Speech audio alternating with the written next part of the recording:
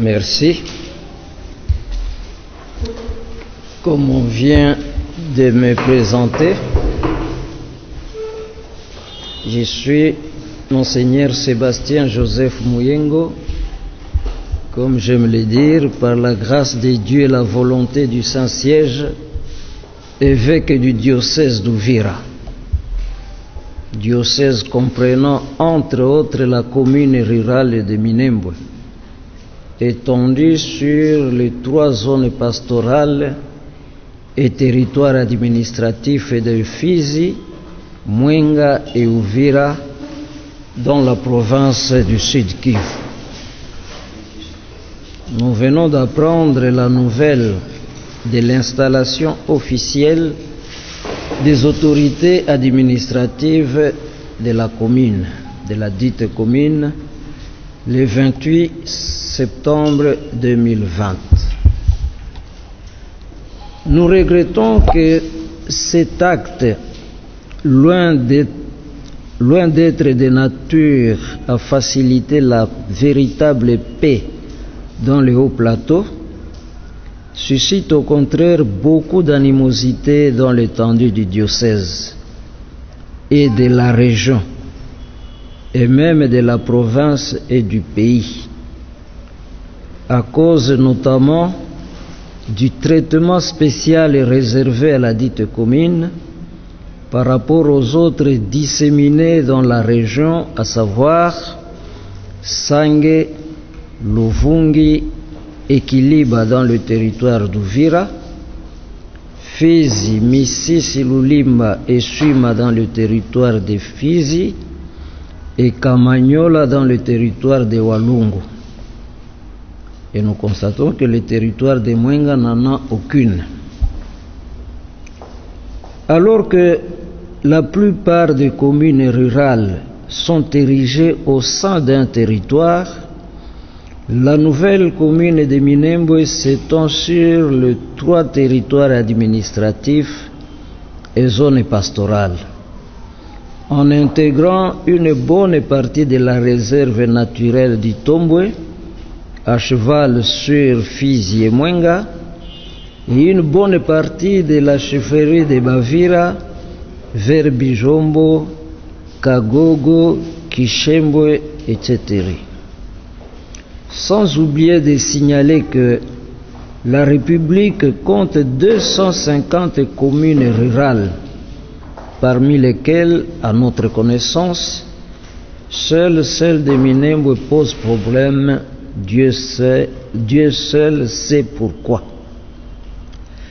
Pour nos populations, la commune de Minembwe est le dernier coup du maître après l'échec du pouvoir du RDC, du Rassemblement congolais pour la démocratie, RCD, de créer tout un territoire dans la province pour nos frères Banyamulenge, identifiés comme des Congolais d'origine rwandaise et d'ethnie Tutsi. Hier, c'était la question de la nationalité. Aujourd'hui, c'est celle de la terre. Mais si on peut attribuer la nationalité à qui la demande et la mérite, on ne distribue pas la terre sous n'importe quelle condition. Aussi, plutôt que parler de communes rurales, nos populations considèrent qu'il s'agit ici de terres ou territoires occupés par défi, ce qui constitue une humiliation pour elles.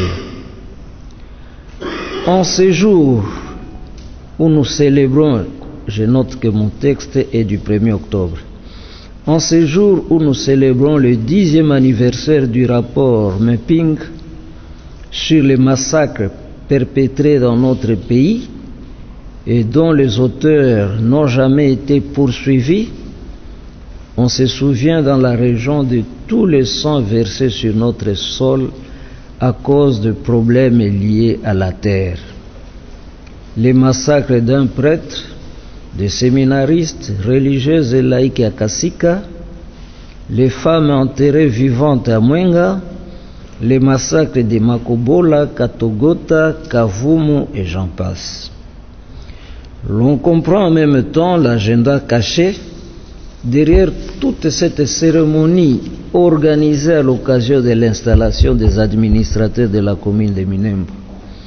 Comme cela n'a jamais été fait ailleurs, avec toutes ces autorités, tant au niveau national que provincial, et même de l'armée, ayant rehaussé de leur présence l'événement, couronné par la présence de l'ambassadeur de la plus grande puissance du monde sous les drapeaux des Nations Unies.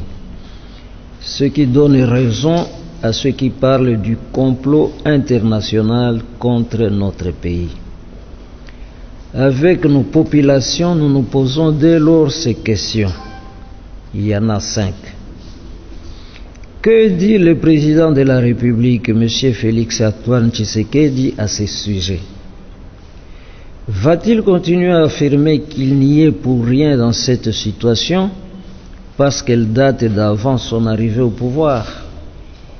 Lorsqu'on devient président de la République, on prend en charge les destins du pays avec aussi bien son passé, son présent et son avenir. Concernant la commune de Minembwe, on ne cessera pas de s'interroger sur la responsabilité du président Félix Tshisekedi quand on sait que le maître d'œuvre de l'entreprise est celui-là même qui est à la tête du ministère de la Défense et des Réformes institutionnelles depuis le règne de son prédécesseur jusqu'au sien. Puisque le programme est de 100 jours, le problème de la commune de Minembwe constitue un test pour les chefs de l'État. On se demande pour qui roule-t-il? Pour le peuple d'abord, comme le jurait son père, ou pour ceux qui, comme on l'attend, l'ont placé au trône afin de se servir de lui pour en arriver là. Nous craignons que s'il laisse faire le cas de Minembwe, le processus du démantèlement du pays ou de ce que l'on appelle la balkanisation soit amorcé avec sa complicité. Ce qui en droit constitutionnel constitue une haute trahison. Que disent nos députés, nos élus députés et sénateurs des territoires concernés? Nous félicitons ceux qui se sont déjà prononcés à ce sujet. Mais on peut se poser la question de savoir où étaient-ils lorsque les décisions étaient prises au Parlement, si jamais elles y étaient prises. Encore que ce n'est pas sur les réseaux sociaux qu'on les attend dans ce genre de questions, qui ne relèvent pas de simples opinions personnelles, mais plutôt de véritables débats parlementaires aboutissant à des votes de décision. En tout cas, dans la persistance de la situation, seule leur démission prouvera qu'ils ne sont pas complices dans cette vaste trahison de notre pays et de son peuple. Mais que disent aussi les autres députés et sénateurs? Ont-ils choisi de sacrifier l'intégrité du territoire en vue de sauvegarder leur pouvoir en montant dans les trains des vainqueurs? Chez nous en Afrique, et particulièrement en République démocratique du Congo, la terre étant sacrée et ses propriétaires étant les chefs coutumiers, au-delà de la loi Bakajik attribuant à l'État le pouvoir de la gérer, ont-ils été consultés concernant le morcellement de ces territoires? Que reste-t-il encore de leur pouvoir de gardiens de nos terres si les choses doivent se passer de cette façon? De l'ONU et son Conseil de sécurité, que pouvons-nous encore attendre, espérer, concernant la question de la paix véritable dans le haut plateau de Fizi, Mwenga et Uvira? À moins de ne pas connaître les populations habitant ici, sont-ils convaincus que c'est cela la voie juste pour parvenir à une paix véritable dans cette partie du pays? Enfin, Que disent nos frères Banyamulenge? Après tous ces chemins de dialogue pour la réconciliation et la paix que nous avons parcourus tant au niveau civil, les conférences, ateliers, réunions, au niveau religieux, rencontres, prières écuméniques et dialogues interreligieux, au niveau politique, dialogue intercommunautaire, dialogue intracommunautaire, etc., etc. Comment allons-nous vivre désormais en nous regardant les yeux dans cet espace où déjà les conditions de vie et de convivialité n'étaient pas assurées?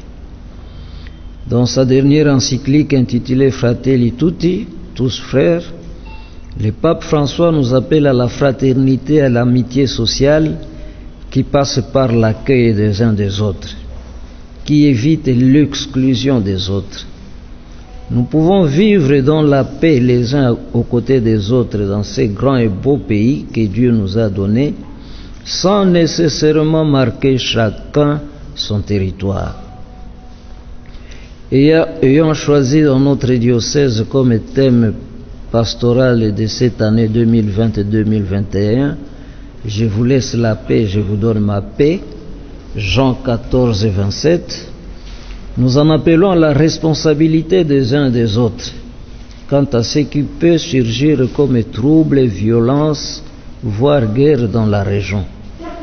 Pour nos populations de base particulièrement, nous les appelons au calme et à renoncer à toute voie de violence pour privilégier davantage celle du dialogue qui reste un processus toujours lent et difficile, mais dont les fruits sont la paix, le pardon et la réconciliation. Avec mes prières et ma bénédiction apostolique, donnée à Kinshasa le 1er octobre 2020, 10e anniversaire de la publication du rapport Mapping, j'ai dit et je vous remercie.